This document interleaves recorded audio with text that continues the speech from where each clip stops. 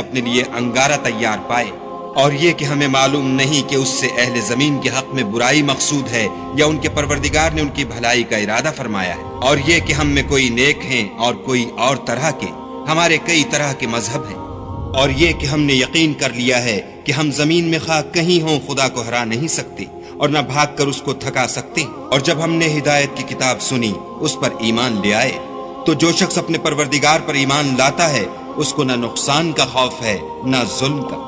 اور یہ کہ ہم میں بعض فرما بردار ہیں اور بعض نافرمان گناہگار ہیں، تو جو فرما بردار ہوئے وہ سیدھے رستے پر چلے اور جو گناہگار ہوئے وہ دوزخ کا ایندھن بنے۔ اور اے پیغمبر صلی اللہ علیہ وآلہ وسلم، یہ بھی ان سے کہہ دو کہ اگر یہ لوگ سیدھے رستے پر رہتے تو ہم ان کے پینے کو بہت سا پانی دیتے تاکہ اس سے ان کی آزمائش کریں، اور جو شخص اپنے پروردگار کی یاد سے منہ پھیرے گا وہ اس کو سخت عذاب میں داخل کرے گا، اور یہ کہ مسجدیں خاص خدا کی ہیں تو خدا کے ساتھ کسی